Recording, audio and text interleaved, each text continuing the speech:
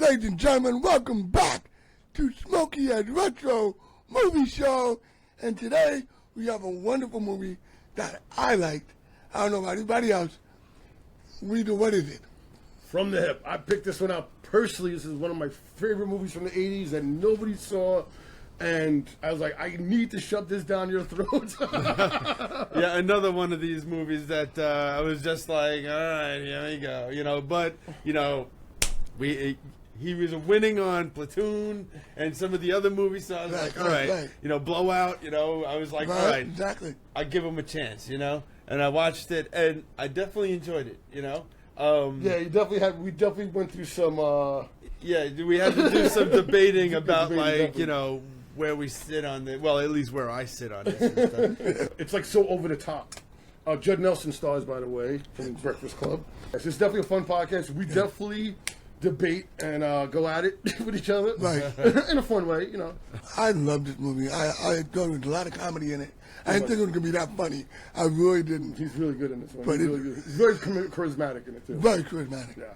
Oh, yeah. It was... I felt like it was like the Ferris Beuller of lawyer movies. Basically. But, yeah, check it out.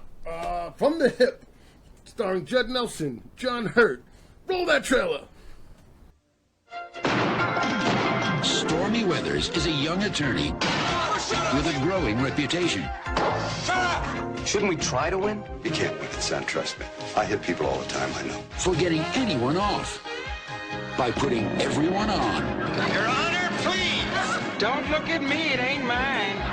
Judd Nelson, Elizabeth Perkins, John Hurt. From the Hip, PG.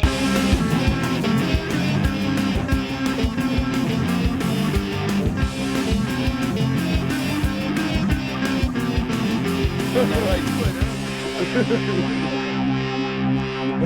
we go. We got another episode of... Welcome to Smokeyheads Retro Movie Show. The 80s. Don't forget to subscribe and like us. Yeah, boy. What's going on, guys? Not too bad. I'm glad to be back. Good. I got to tell you, which one are we doing today? This one first? Yeah, we're doing that one first. I got to tell you, when I didn't know what to expect. I didn't know anything about this movie. We'll announce it first, and then I'll start talking about it because I don't want to give it away, so I'm just going to keep talking cryptically instead of... No, I like it when we do that. When we did that with Blowout, we killed it with Blowout, because Blowout we just went all over the place. It was great. All right, so we'll just get right into it. Yeah, we'll just do it. Yeah. This is a childhood favorite. We had it on VHS. Wow, I don't think I've ever seen it. And if I I did, it's just not in my I didn't memory remember at it. I haven't seen it since then. Pops got me into this one. But there you go. From the Hip. Yep, it should be. Yep. There we go. Yeah, I picked this up like $6. It was a DVD. That's all I had. Yeah, the bare DVD. No freaking special features. They didn't 4K it? Wow, I'm so surprised. But it was released by Lionsgate. I was like, oh, okay. That's. I thought they maybe do something with this. But no. Yes. I highly enjoyed this movie. Talk about it. All right, well, hold on. I'm going to budget for everybody if it's okay. Oh, shoot, yeah, I forgot to check all this. I forgot to make sure I checked your numbers. Yeah, right. You should be back. All right, let me make sure I got this right, okay? Budget, $9 million. Does that sound good? I can see that. Probably mostly in salary. No, nobody there was really making a lot of money. No, maybe back then. There's a lot of people. There's a lot of people. Not much to spend. But it was like, it was that's a lot of courtroom saying. scenes and locations and all that shit like that. They filmed in a real Boston court. Opening weekend, $2.6 million. So I got 22.6? No, 2.6. Oh, okay. Yeah. I was like, wow. The gross, thank goodness, yes. The gross was $9.5 million. Okay. And get this, this blows my mind right here. Playing on your radio, ladies and gentlemen. What year is this up? 1987, February 6th, is Open Your Heart by Madonna. Okay, I get it. Open your heart. Wasn't that from a movie? State of Grace. Desperately Seeking No. That's no. Live to Tell the Secret. That's the one. That was from that one with Sean Penn when she was married to Sean Penn. Oh, okay, yeah. Okay. All right, cool. That's it, Ben. Yeah. You got it? What about that cast? What about that cast? Let's find out about that cast. Okay, Let's take it to Jay. Well, we got it directed by Bob Clark. All right, so Bob Clark, everybody knows. Bob Clark. He's Christmas Story. No, I He wrote. Yeah, he made He the. directed Christmas Story. He did Black Christmas, the Oh. original. Oh. He did Baby The Geniuses. porno or the naturally the Black Christmas? No, I'm kidding. What fucking porno you watching? Black Christmas. And I didn't know you were into that kind of stuff. I love all the He's diverse. ladies. He's diverse. And he also did Porky's. Oh, okay. So I was okay. surprised to see that he directed this. I had no clue that he directed this. I never saw that he Yeah. directed. Well, he's got the dad from from Christmas Story in here as well. I was about to say. But you were going to try and ruin it again for me, exactly. right? You know, he's always taking my job, you know? Can never let the spotlight come in this way. I'm just kidding. All right, and then we got the writing credits, which Bob Clark helped do the screenplay for it, and David Keeley also did the David E. Kelly. David E. Kelly. Oh, I got to put the E in there? Yeah. But that's his name. I mean, he's famous. He's the writer of L.A. Law, Ally McBeal. He's a real life lawyer. Oh, okay. He wrote this movie. Steve Bochco asked him. Steve Bochco also did NYPD Blue. Yep. We always go back to the NYPD Blue for some reason. But he saw the script for this and he was like, you know what? I want you to do a show for me. And he got him at L.A. Law, and L.A. Law like lasted for like I think it's still out. Boston Legal, all those like legal shows, all those courtroom shows on TV. He pretty much wrote. Wow, that's pretty Yeah. crazy. So, I'm sorry, David E. Keeley. Kelly. Kelly? Yeah, David E. That sounds the Keeley, but all right, we'll Keeley call would it be Kelly. K-E-E-L. We're gonna Oh, do something geez. phonetics. Yeah, I know. We're gonna break out that hooked on phonics. It's been a couple of years since I've needed it. All right, so there we go. The cast, of course, we got Judd Nelson starring in it. You know, he's Yep. Okay, what was his name? Robin Stormy Weathers. Which you I know? just realized was the name of the porno from. We were just talking about it, and as Yes. I said that, he was like, "Wait a minute, isn't that a porno star's name?" And he was like, "Yeah, it's the one from Trump." yeah. I had no idea. Allegedly. Judd Nelson was, part of the Brat Pack from the Breakfast Club. Yes. St. Elmo's Fire. Oh yeah, New Jack City. New Jack City. I forgot about that one. I was like, oh shit, I forgot he was in New Jack City. Right. He was in Jay and Silent Bob Strike Back. He was the sheriff. Oh yeah, he's the sheriff. Yeah. Yeah, he's an awesome fucking awesome I actor. love Judd Nelson. We got Elizabeth Perkins as his love interest. Joanne. Joanne, yeah. I was just, I said Joanne. She played Betty Betty No, Wilma. No, Wilma Wilma, Flintstone, you know, yeah. and she was also big, Big, of course, yeah, you know. Yeah, she's in a ton of movies. We got John Hurt, of course, you know, Man, you must have some Aliens. extra caffeine today because you were like, What? he's like speeding through shit. Oh no, I'm just trying to, just getting through the I list. know. Well, I'm fucking because with we you. spent like I'm fucking 20 with minutes you. trying to get to this list, but you guys interrupted me. That's what we're here for. You know, We're here to talk about but drugs. no, it's good to talk about who these people are because if I said John Hurt, you're like, who's that? But if I said the guy from Aliens that got his Everybody alien knows who explosion, John Hurt is. oh, okay. John Hurt, yeah. See, he don't know. I'm just saying for the Chopses of the world. You I know? know everybody by feet. Oh, he was That's on what I'm Doctor saying. Who. He was No, I he know was on Doctor that now. Who. Yeah. I know exactly V for Vendetta. True. Elephant Man. He actually got nominated for Academy Award for that. Oh yeah, that's right. Yeah. He was the Elephant Man. He was the actual Elephant Man. Yeah. I mean, you wouldn't notice it because he had makeup on. But. We got Darren McGavin. We were just talking about him from Christmas Story. You know, and he's the Night dad. Stalker. Kolchak, the Night Stalker. That was a great show. You remember? That's where X-Files got their ideas from. Basically, it was like the X-Files. Oh, okay, Yeah. okay. He was like a reporter and everything, but he kept finding the supernatural stuff or whatever. And then we had David Allen Greer. I was really I didn't surprised know to you see him did there. I was like, either. oh man, you know. Like, that's pretty Actually, cool. and he goes by David Greer. He doesn't Oh, go by really? David Allen Greer, yeah. Oh, that's He got that. Oh, interesting. I guess he got that when he went into Living Color or something like that. Yeah, they were like, it makes you stand out more, you know. It does, though. It does actually, you know. Very good. Then we got Nancy Marchand. She played Roberta Winiger. She's the no. She Sopranos owned mom? she owned the law firm. You know, That was the mom from Sopranos. Sopranos mom. That was the mom from Olivia. Sopranos. Yeah. Yes, and she was also in Brain Donors. Was she? Oh, shit. She was also in Good Naked call. Gun. Naked Gun. Yeah. Oh, shit, She yeah. was Wow. the mayor. When I saw it, I was like, I didn't know she was in movies back then, and now you're saying that. I'm like, oh, shit. No, she was all over. over the damn thing, you know? Yeah. So, and Ray Walston. Ray Walston, the man. Man Who take and back? myth, I love it. He's He'll great in always this be movie. that to me. And also he's- Johnny Dangerously, we did that movie. Yeah, You know? But he's great in this movie. He's fucking hilarious. I wish he was the judge in the second half of the story. Yeah, I'll get into that when I'm done with this and stuff. And then we got Beatrice Wind. The second judge. The second judge. And then we have Alan Arbus. He played one of the partner that was standing up for him. For always say, good judge. You play head guy, Yeah, in all honesty, I don't know who he is. I don't know. But I looked at his IMDb. He has a lot of stuff. I bet you, under his if belt. I saw some stuff, I thought he was worth mentioning. You know, Yeah, he definitely was. You know, He definitely was worth mentioning. But yeah, that's the end of my list. You know. So what was your opening statement? So when I gave you this assignment, you said you were flabbergasted. I had no idea what to expect. You me were neither. like, it's a lawyer movie, so I'm thinking, John Grissom type stuff. and I love lawyer movies. That's why I love this movie. And I felt like it started off like almost wanting to be like a Ferris Bueller, you know? Yeah, definitely in the beginning. So then I'm like, okay, it's this kind of movie, like a cheeky kind of, Right. smart ass kind of guy that gets his way to the top and Yeah, shit. right, And then we get to the court scene with Ray Walston, and then it becomes like it's a comedy. Yeah, And I don't know if it's just It's a because comedy from the beginning. It is a comedy, yeah. It's a comedy. Okay.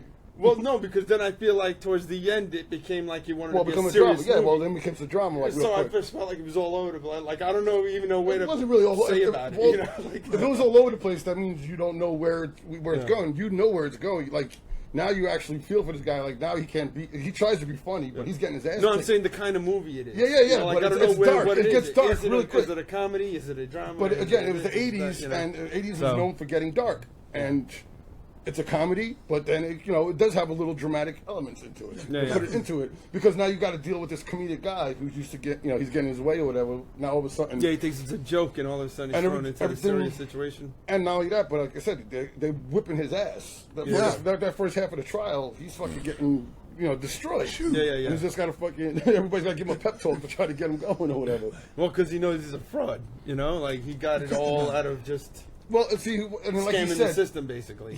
Well, he did. Well, because he says it too that he didn't really. He won the case fair and square. That could have went either way. That first case. Yeah. All that he conspired with was that they both knew what they were going to say. Right. So this way they can make themselves louder and louder and louder and louder and louder. Yes. Like when you first, I didn't your initial know, reaction. I didn't know what to expect at all. Like I said, I heard it from the hip, but I didn't. I never even heard the title did not go with the movie for some reason. No. He's shooting from the hip. I didn't think about it until after the movie was over. Yeah. But when I first heard the title from the hip, I'm like, what the hell is this about? But it was like to me it seemed like a comedy from the beginning. It was. But every comedy has serious moments. You got to have a storyline or whatever. Yeah. And it was just what he had to deal with and everything. Yeah, and I don't know if it might have also just been Judd Nelson, just him in Being general, Judd his demeanor or something. Because even just dealing gave with it to that the kinda- darkness stuff, there were still funny moments within there. The course. vibrator and shit like Yeah, that. yeah. And when he started fucking coming back or whatever, with the rabbit. Genius stuff. All right, so let's start it off. But the opening, right, as soon as it starts off, you got to be like, holy shit, here it goes. 80s fucking to the fucking T. That music and shit like that. Yeah. So yeah. it's like coming down on the Boston house or whatever. And that fucking crazy bedroom he's got with the fucking birds in the background. Yeah, I was gonna say he had like a whole menagerie or something with birds. Yeah, and they like all looked on the playing- roof because when he goes outside, you can see that they're on the roof or whatever, and he's feeding the No, birds I and noticed shit. that. Yeah, there's like a glass dome Yeah. like, over Yeah, in his fucking cool backyard. as I was hell. like, damn, oh damn. Cool apartment, I mean. Yeah, that's And crazy. Place in Boston. Yeah, it's Boston. And only in movies would you dump a bucket of water on somebody Well, on that's the just bed. how I was gonna It's do. like, you know how long that's going to take to drive? I got to sleep on it. But the build up to it was he couldn't wake her up for shit. Yep. And he starts scratching the chalkboard. Like, do they have chalkboards anywhere? Yeah, right? Not anymore. No, right? No, there's no chalkboards in school. I know they're all smart boards and stuff, but I think Everything I got think they have chalkboards still. Everything razor board. Yeah, no, they still have. That's That's a chalkboard. No, Eraser chalk- board, right? No, Razor board. I mean, Oh, you mean like with the marker? Yeah, and with the stuff? marker, Yeah, I see. yeah, that's what I'm saying. I haven't seen a freaking chalkboard. So when I saw that, Yeah, now I'm it's thinking like- about the sound. I was like, I hate the dryness of the chalk. But yeah, and then he gives it like 3 phases, and then finally fucking. Yeah, I tell throws you, the cold water it on gave her me or some something. ideas about how to wake up my son because he's a pain in the ass like that. So they introduce his character. He's only a year out of law school and shit like that. He's got his buddies, David Allen Greer, and the guy who looks like Peter Nichols. Yeah, he thought you got Ghostbusters too? That's what I thought it was. That's what I thought it was too. I looked it up. I was like, oh, that's not him. No. And that's his first freaking scheme to get inside to get it. So he was really dying to do his first court case. So he puts the memo in between the cabinet. Yep. So this way the guy wouldn't be ready for the trial and the treatment to it. Yeah, and then he gets the whole thing where he like leaves the door open a little bit and starts screaming on the phone. Yeah, and stuff, so everybody can hear it during the middle of a party. They're doing birthday. That all timing was impeccable with everything. Yeah. No, well, yeah, he was like a con artist. Yeah, that's what I said. That's what made me feel like it was like it's starting off like a Ferris Beuller kind of movie where just a smart ass that always gets his way because he just knows how to scheme the system. And, and that kind of stuff. And that's what the lawyers. That's the lawyers are, right? Dirty rat bastards. Until I need them.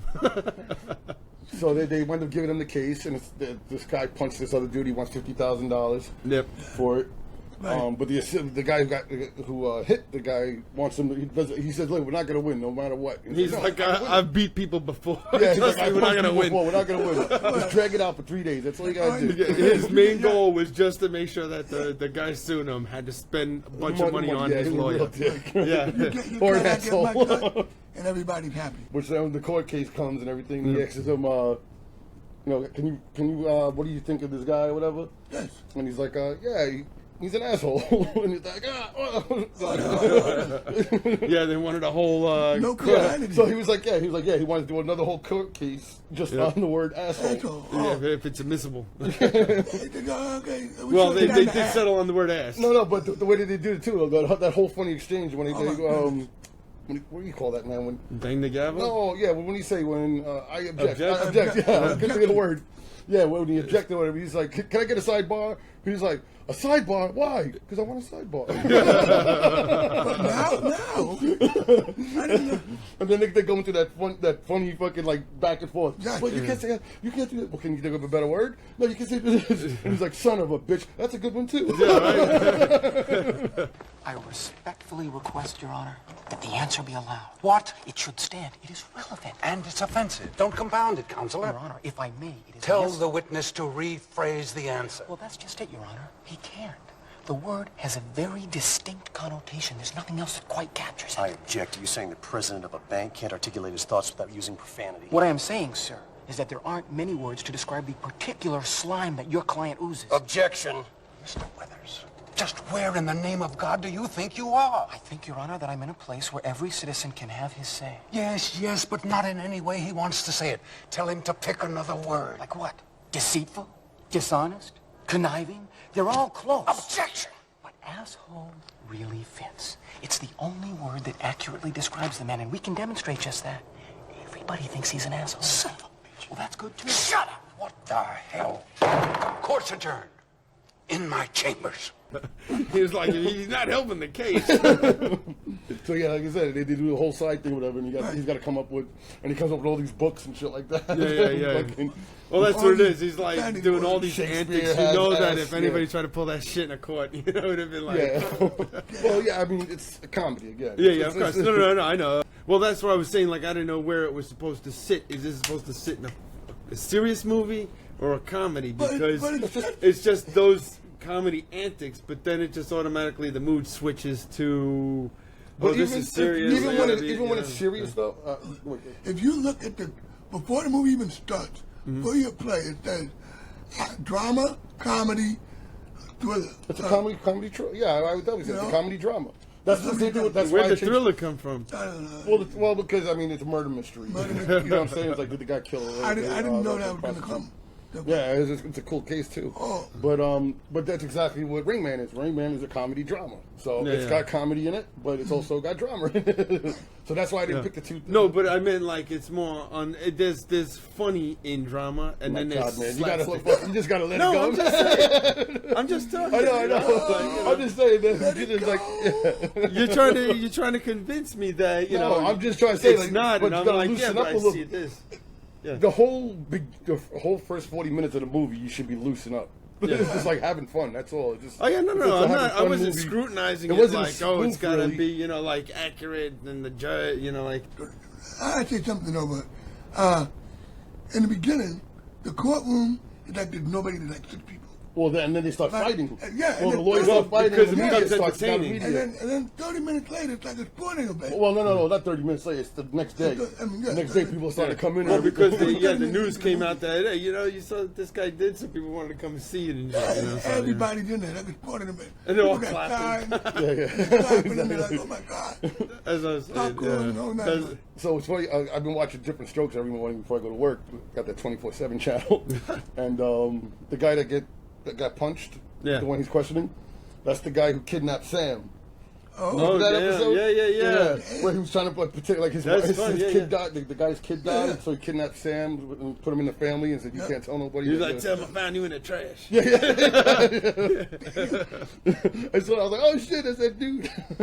That's crazy, man. Yeah, Different Strokes definitely hit on some hard subjects. Dude, they really did, man. Yeah, you know, like you don't think about the bike shop. Everybody talks about the bike shop. And he's questioning the guy or whatever. And he's like, "What did you talk about that morning?" He's like, "I don't know." He goes, "You don't remember?" No, so it could have been about anything. So you were talking about having sex with your grandmother. That's funny. And Ray Walsh, that's when Ray Walsh was like, "If he freaking says something again, I'm putting you in contempt to his boss." But he never does anything to it. It's like, why isn't he in jail? Contempt his ass. And I was genius the way he said that. Yeah, when he used the book too, you know, he's like, I want to see his diary.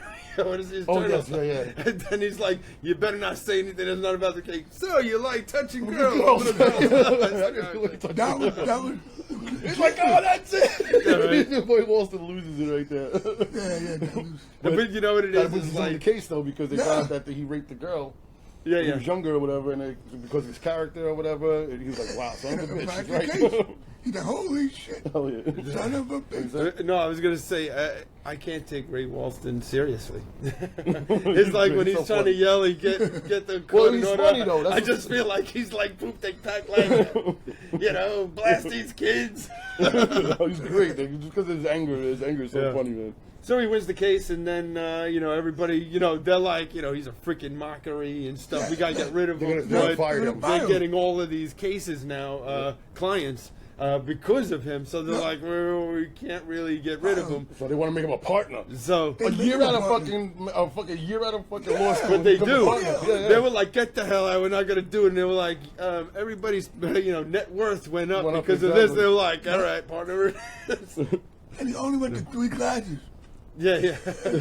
Why he was in law school? I didn't know they had remote stuff back then. The guy that won the case has a party or whatever, and the other lawyer shows up.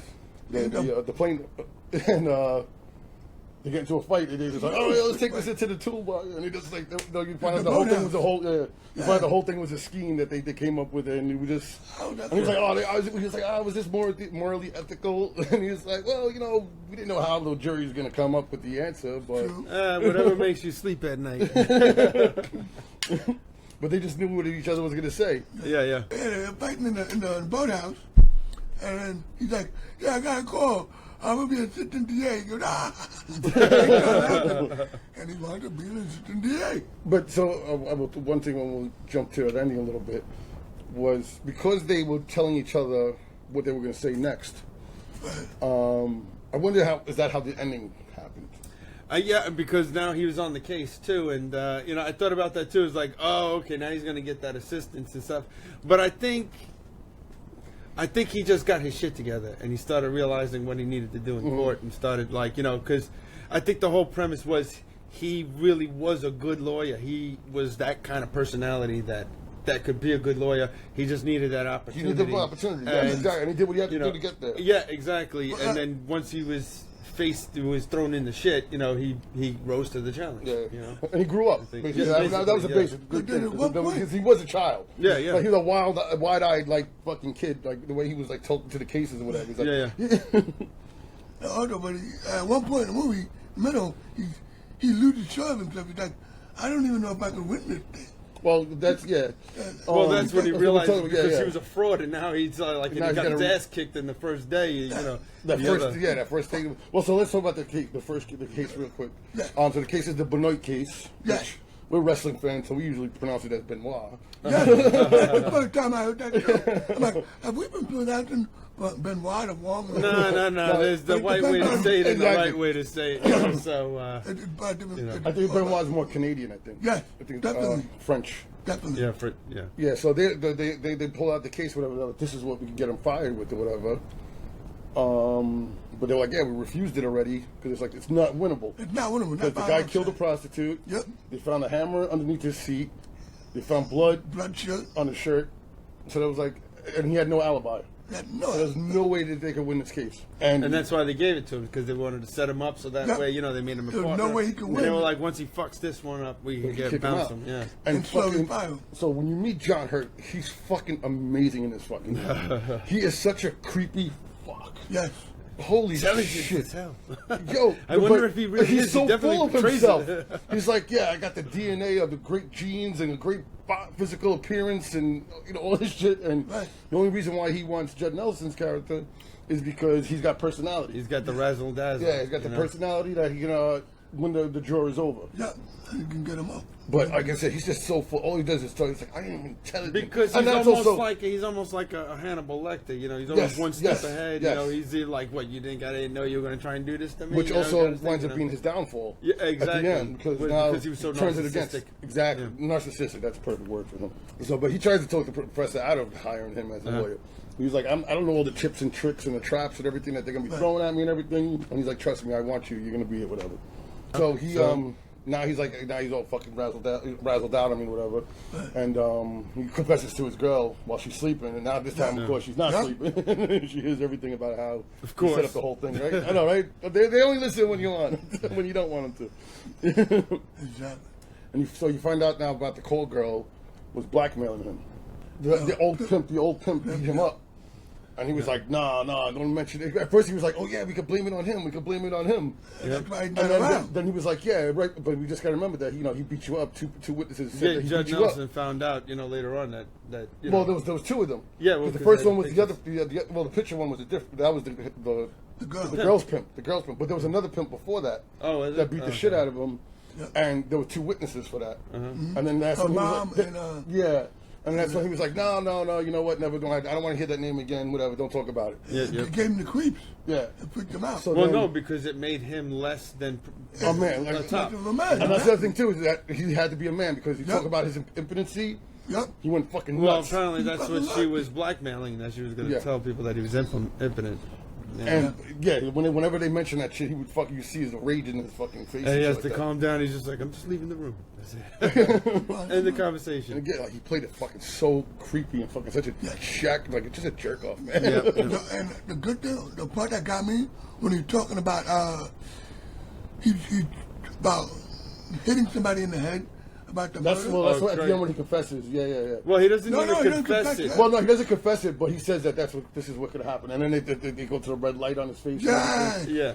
Red and the blue, it's fucking awesome. Well, they go through the court case and stuff like that. Okay. And then towards Luther Moses, So now that's when he gets with the picture, and that picture is Luther Moses, who was Eliza's pimp, the one who got killed, but he disappeared.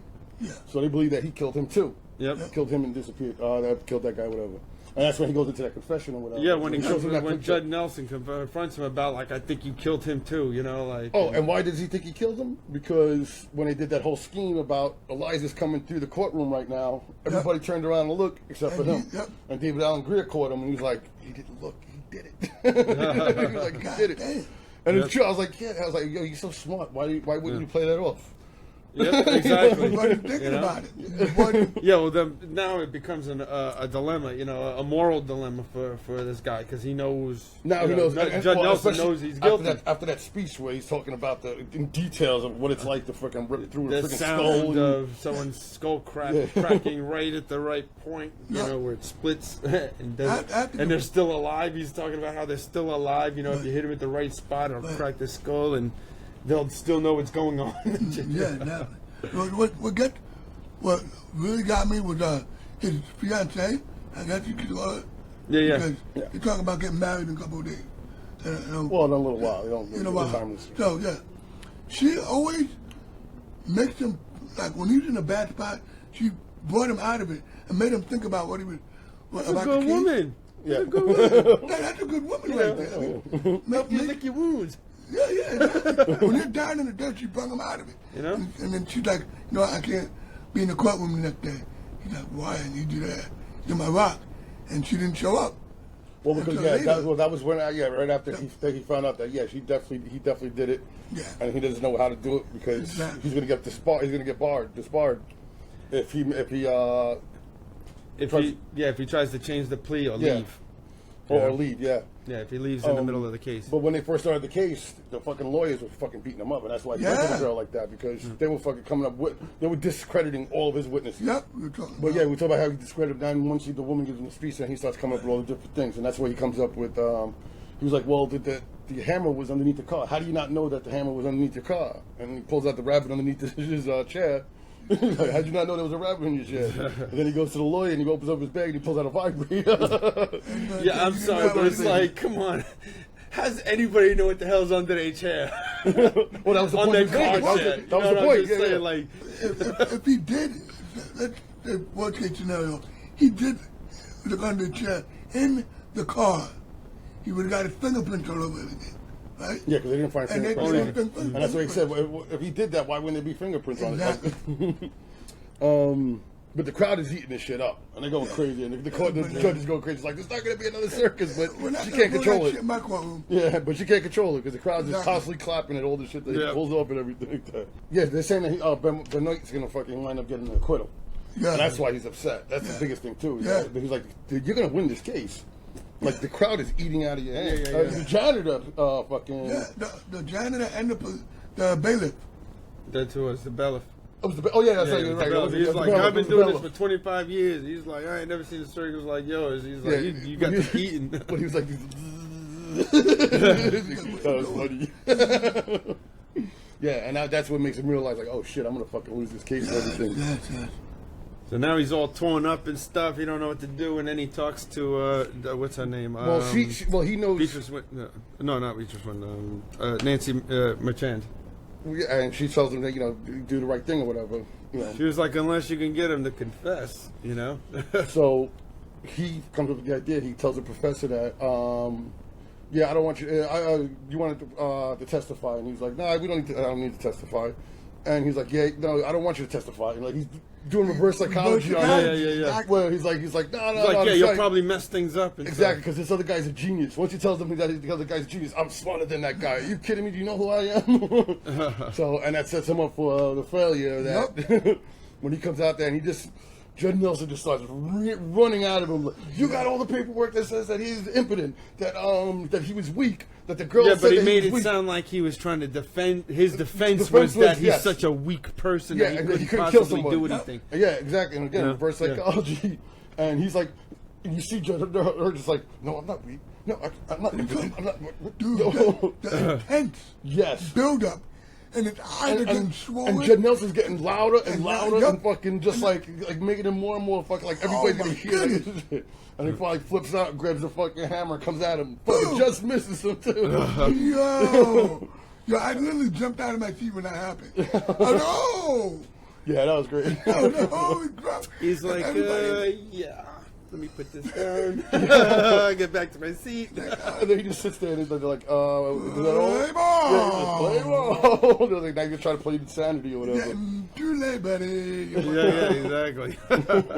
You gotta clean this one up for me. The end of it, please do. I couldn't get it. So they found him guilty. Right. But they're obviously going to appeal it or whatever. Right. They said it's going to go to he's going to try to plead insanity or whatever. Right. But they gave him 10 days in jail. Okay. They gave Judd Nelson 10 days in jail for contempt. Contempt. For going out of court. Well, but no, for doing all that crazy shit. Because when he was yelling, the judge kept saying, stop it. And he just kept, he's a weak man, he's a this and that. So, he was contempt. It kind of drowned it out because I didn't hear the judge. That's what no, I didn't hear that either too. That was a good call, because I didn't hear that. I just thought it was just from all of his actions from the whole. No, because she was like, enough. She kept saying, enough. Yeah, she kept banging the gavel, like, enough. So that was a good movie. Great ending. I loved the movie. Great ending. I had so much fun with this movie. And Judd Nelson was the perfect person to play it. like I said, he just played that wild-eyed freaking young kid that just wants to make it big time. And he's going to stop being a criminal lawyer now because they're going to disbar him, and now he's going to work with his girlfriend's daycare. Charity. They're going to close down the school for the special kids. Yeah. That was the paper that he gave her. It was like all the stuff that he's going to work on the kids. Big ass book. Man. Yeah, right there. All right, so that closes out this movie. So I'm going to go by vibrators, man. I got to do it. Got to be vibrators. Somebody's got something better. Oh, man. Not as funny. I was just going to say gavels, but that's not as funny as a vibrator. I originally was going to give it a 3. Okay, so I came up with something in my head, too. We were talking about scales and everything. One thing you always got to think about is if we're doing it by 5, 2.5 is average. Okay. So now, if from there, is it better than average? Is it really, See, the way greater than because sometimes, I watch these movies like the next one we're going to do. I watch that with my son, and I'll discuss it with him afterwards and say, I'll ask him, what do you rate it, to try and give me some feedback and stuff. And I explain to him, I think about it like kind of like a Rotten Tomatoes thing. Like I'm giving somebody a recommendation, So if somebody's going to watch this movie, based off of my rating, So if I say, I give this a 5 and it kind of sucks all the time, nobody gives a crap about my 5, You getting on him about his 5s again? No. I'm just saying, if I give it a high rating and it's really just an average movie or whatever. Yeah, I think you only gave Rambo First Blood 4.5. Because it's got to be a movie. Well, just this is how I rate it. All right, so will you? I was going to give it a 3, but as we're talking about it, another thing that happened. You watch a movie, and then we're talking about it, and then you start thinking about all the stuff in the movie, and it changes your rating. No, it's true. It changes my rating. It's happened before. It happened to him too. You know what I'm saying? It's happened to me tonight too. And now I'm going to give it a 3.5. Which is named. Better than average. Better than average. Better than average. Yeah. Yep. So 3.5 vibrators. Sorry. So I was going to give it a 2.5 vibrators, but I'm going to bump it to 3 because at the end of the day it was a good movie. I didn't not like it or anything like that. Will I go out of my way to see it again? Probably not. But I don't feel like I wasted my time watching it. Like I said, I used to love this movie. Actually, I wanted to become a lawyer because of this movie. I thought that's how being a lawyer would be, like fun like that. Yeah, right. Like that. Now the book works. It's like being a cop, right? Exactly. But I bought this, and I haven't seen it since the 80s. And I watched it 3 times in the last 2 weeks. And I fucking love it, man. I definitely love it. But I do agree with, all right, is it for everybody? I love the dialogue. I love the fast-paced going back and forth. I love all that shit like that. I love when, sometimes when I was telling you, sometimes you might have to watch it twice because sometimes you miss things because they're talking so fast or whatever. Right. But if you love, like lawyer movies, like courtroom movies, I definitely highly recommend this. Right. But for the average viewer, I go with Chopz. I give it a 3.5 just for the fun of it. It's between the 3 and the 3.5, but just because I think it's a blast. I just had so much fun. Movie. And he's so charismatic in the movie that you want to see him pull it off and win it. Right. Mm-hmm. But yeah, that's my story, and I'm sticking with it. 3.5 vibrators. Yeah. Well, thanks for joining us, and once again, don't forget to like and subscribe to our channel, and don't forget to click that little bell button. Get some little notifications next time the next podcast come out. And comment, put in the comments. You want to see a movie? You want to do a movie? We're doing a good job. You like it? Yeah. How can we improve? The second season we're going to be doing the 90s, so we're almost coming to a close of our first season.